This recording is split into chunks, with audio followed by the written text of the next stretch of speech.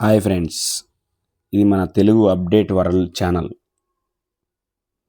ప్రపంచంలో తాజా వార్తలు, ట్రెండ్స్, వైరల్ విశేషాలు ఇవన్నీ తెలుగులో. వెంటనే సబ్స్క్రైబ్ చేయండి. లేటెస్ట్ అప్డేట్స్ కోసం బెల్ ఐకాన్ నొక్కండి. మనం దసరాకు ముందు రోజు ఆయుధ పూజ ఎందుకు చేసుకుంటాం అనే దాని గురించి ఈ వీడియో. చేసుకోవడానికి ప్రధానమైన కారణం దాని వెనుక ఉన్న తాత్వికత మరియు పౌరాణిక నేపథ్యం. ఆయుధ పూజ అంటే కేవలం ఆయుధాలను పూజించడం మాత్రమే కాదు, మనం నిత్య జీవితంలో ఉపయోగించే ప్రతి పనిముట్టును, పరికరాన్ని దైవంగా భావించి పూజించడం మనకు వస్తున్న ఆనవాయితీ. ఇందులో ముఖ్యమైన అంశాలు వచ్చి పనిముట్లు పట్ల కృతజ్ఞత. ఆయుధం అంటే కేవలం యుద్ధంలో వాడే వస్తువులే కాకుండా మన జీవనోపాధికి ఉపయోగపడే ప్రతి పరికరం అని అర్థం. రైతు నాగలి, ఇంజనీర్ యంత్రాలు, విద్యార్థి పుస్తకాలు, కంప్యూటర్లు, వాహనాలు, టైలర్ కత్తెర, ఇలా మన జీవితంలో పనికి తోడ్పడే అన్ని వస్తువులను శుభ్రం చేసి అలంకరించి పూజిస్తాం.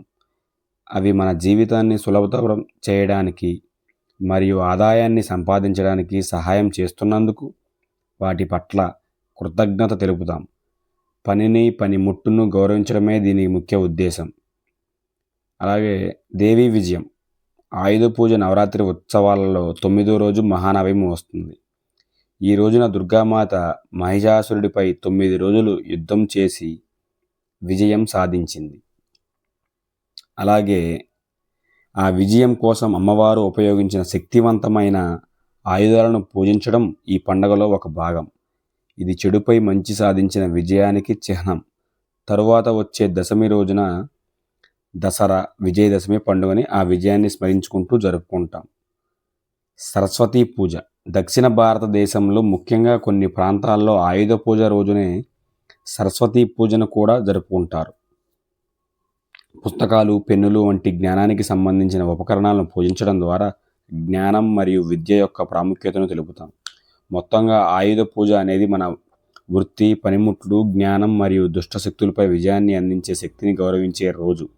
అందుకే శక్తికి చిహ్నమైన నవరాత్రి పండుగలో విజయాన్ని సూచించే దసరాకు ముందు రోజు దీనిని ఘనంగా జరుపుకుంటారు.